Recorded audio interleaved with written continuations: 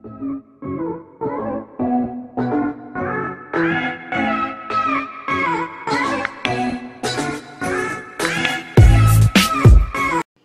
guys, welcome back to RJH TV. Bago tayo magtungo sa Mabato, syempre aahon muna tayo ng Rebpal. Nung umaahon ako, umuulan. Pero pagdating ko sa Rebpal, wala nang ulan. Natuyo na yung kalsada. Pero hinahapo pa rin ako. So, itong video na to, 30 seconds para makaahon ng Rebpal. And then, tutungo na tayo sa Mabato. Yung Mabato pala, matagpuan sa Calamba, Laguna. Doon tayo lulusong. So, we hope magustuhan nyo guys. Welcome back to RJH TV, mga kahingal. Ha! Yan, pababa na tayo ng Barangay Mabato. Etong hinati na bundok na to, kita mo to sa kabila pag nandun ka sa may pahingahan sa Kawayan bago umabot ng Dayana. So sa Bukana makikita nyo na na ongoing na yung construction, kalsada na. Nung last time na dumaan kami dito, pa siya, lupa pa lang siya. Then yun, dire-diretso na akong nalusong. Kita mo mahaba-haba na yung yung nagawa na kalsada. Ang maganda nito,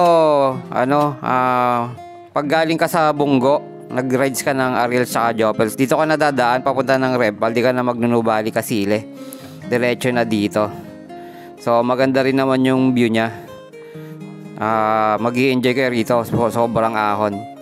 So yun, dito pa lang overlooking mo na yung Makiling, and then yung kaliwa mo, pag makita mo, yung Barangay Mabato, and then yung Barangay Buntog. So, napakaganda rito. Mabubuhay din yung negosyo dito kasi may mga residente rin dito. And then siguro, magmamahal ang lupa dito kasi malapit din sa Tagaytay. So, ang ganda ng view. Puntahan nyo guys. First time ko lang din nag-voice over kasi parang sira yung audio ng GoPro ko. Sayang yung mga pinagsasabi ko doon. So sa portion na to pababa na wala ng semento, nagdahan-dahan lang din ako. Kasi baka masemplang ka, soba-sobang uso mo. So I hope yung pag-voice over ko okay sa inyo guys, para lang tayo nagkukwento sa sa rides. And then yon, eto nga pala yon, inaanyayahan dito sa lugar na to. Pag aahon ka, para to sa mga ahon gods. In expectation, pero in reality tulak tulak Lord. So hindi pa naman buo yung yung may semento papatche, pero kumpara talaga nung dati, pakitingnan yung recent vlog namin dito nung umahon kami, puro lupa pa talaga siya. So ngayon marami na yung may semento. Then dinahandahan ko lang din, nag-iingat-ingat. Yun, tunghayan nyo, ang ganda rin ng nakita rin yung sunset. Hapon nga pala ako lumusong dito, mga 5:30 siguro, palubog na rin yung araw. Kaya hindi rin tayo nagtagal sa pagtambay kasi pag inabutan tayo ng dilim dito, hindi natin kabisado yung lugar. Although may mga residente naman sa paligid nito. So yun, dito sa rough road na to, dinahandahan natin yung paglusong kasi delikado. Inakay ko na yung bike ko dyan kasi baka mapasubasub tayo. Okay guys, may hinintuan nga pala ako na siko. Sa tingin ko sa mga susunod na panahon maging pahingahan to. Sana magkaroon dito ng tindahan. So magiging picture taking spot to kasi after nito ahon pa rin.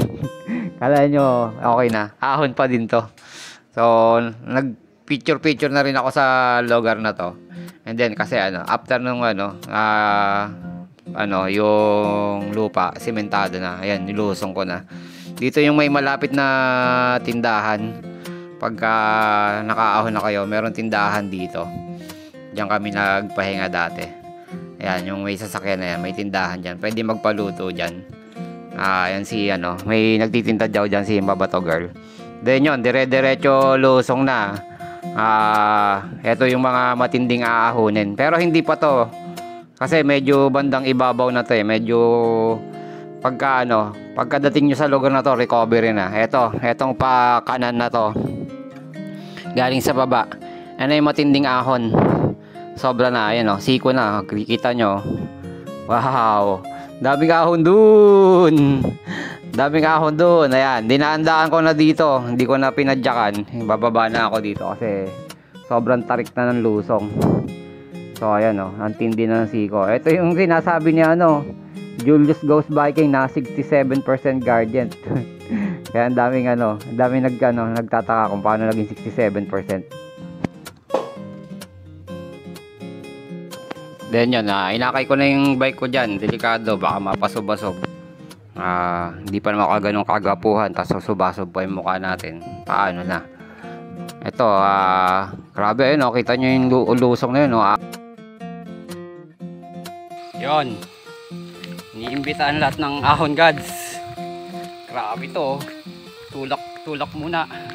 Tulak muna, ang hirap lusuhin. Shit. This is Barangay Mabato. Grabe, ang tarik oh.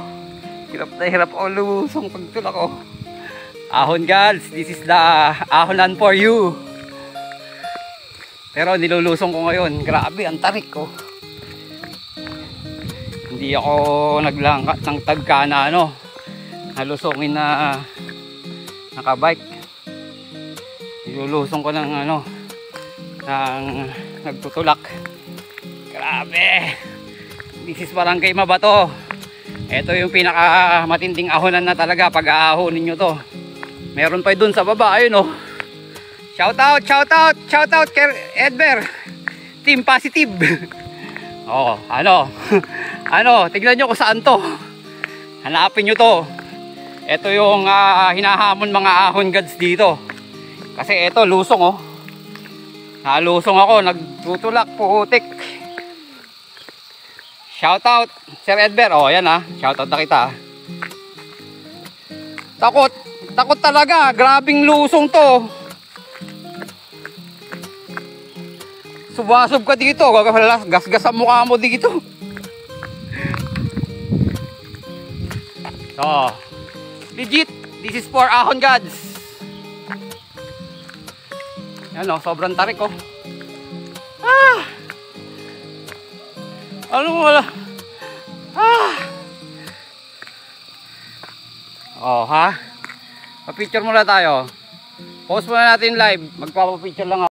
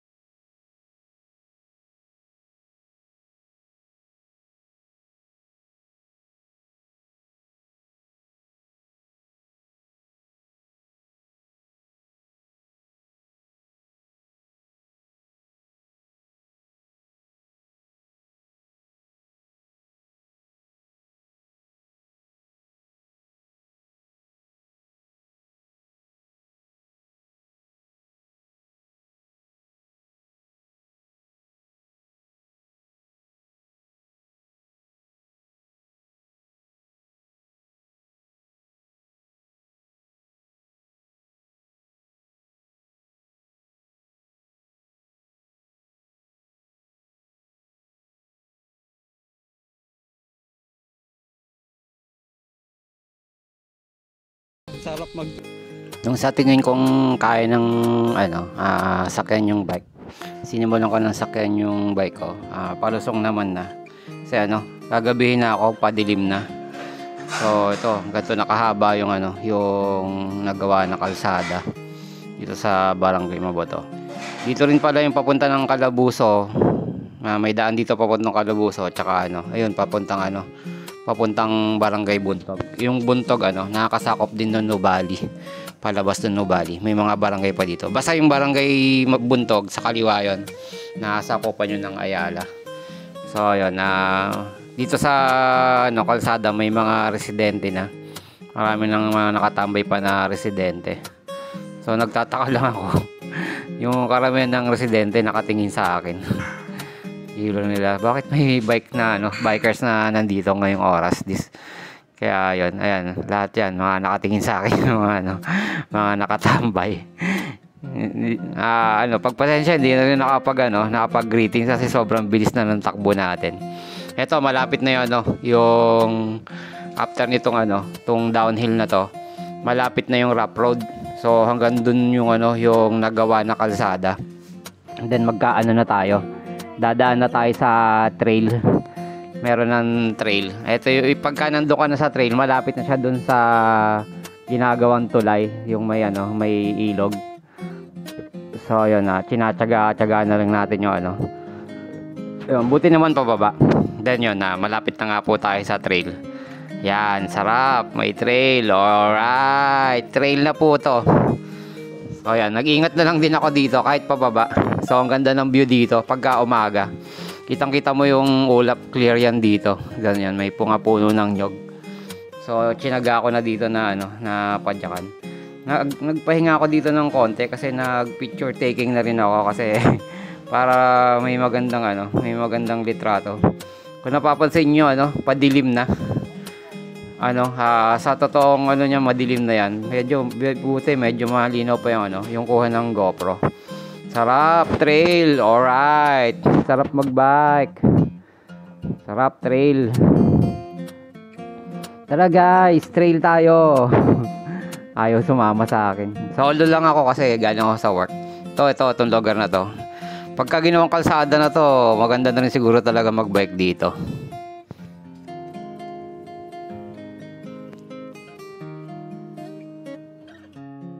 Dito sa portion na to, hindi na natin tinangka na magbike. Tulak na.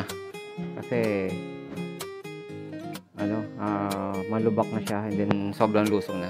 Dati tawid ilog kami. Ngayon ginawa na ng way na magawan yung ilog. So ayan, may nakasalubong tayo na residente. Ipagkwentuhan muna tayo. Nagtanong-tanong. So ayan. Then yun. After nun, tumawid na ako ng tulay. Ito yung ginagawa na rin yung tulay dito.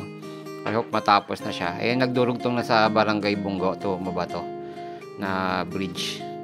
Then sa ilalim yan may ilog. Actually yung ilog diyan pwedeng paliguan. Tinitingnan ko nga kung paano ginawa ng paraan na yung ilog, paano magawa ng paraan. Then nakita ko nilagyan nila ng manhole para makalusot sa kabila and then magkaroon ng temporary na daanan yung mga residente, mga nakamotor. Mga nakamotor lang pwede pa rito, hindi pwede mga 4 wheels. So, ayun, hanggang dito na lang din yung natin. Then aahon na tayo. Ayan, safe na, Barangay Bungo na. Kung nakita nyo, madilim na. Sobrang dilim na. Talagang kinain na ng dilim. So, ayun guys, ito yung way ng papunta sa Barangay Mabato. Pag galing ka ng Ariel Slomi, malapit na siya. So, may daan naman pag galing ka naman ng Nubali, may daan naman papunta ng Ariel Slomi. Yung tinatawag na Kawayan Trail. So, pwede pa rin siya. So, nasa inyo kung gusto nyo mag-Repal o Barangay Casile. Pero sa tingin ko, para ibang challenge naman, puntahan nyo itong lugar na to, Barangay Mabato. Then, ayun, magbigay din. Hindi ko nagawa so sorry. Yung sa mga residente. Yun, yung mga kasalubong ko dito, nakipagkwentuhan naman tayo. So, So ayun guys, I hope nag-enjoy kayo sa video ko na hatid natin. So kung nakaabot kayo sa bahagi ito ng video, maraming salamat sa inyo. Please subscribe RJH TV mga kahingal. Maraming salamat sa mga lahat ng subscriber, lahat ng mga nagko-comment, mga nag-like din ng Facebook page natin, RJH TV. And then yun, na-post ko nga pala to sa mga maraming group, Filipino Bikers Group tsaka sa Anli Ahon. So I hope panoorin nyo yung video sa mga nagiging curious sa lugar na to. Okay guys, bagong challenge to sa mga Ahon Gods. Inaanyayahan kayong pumunta rito sa Barangay Mabato. Papunta sa alternate route to papunta sa sa All is Well Rebpal. Okay guys, see you again. Bye-bye.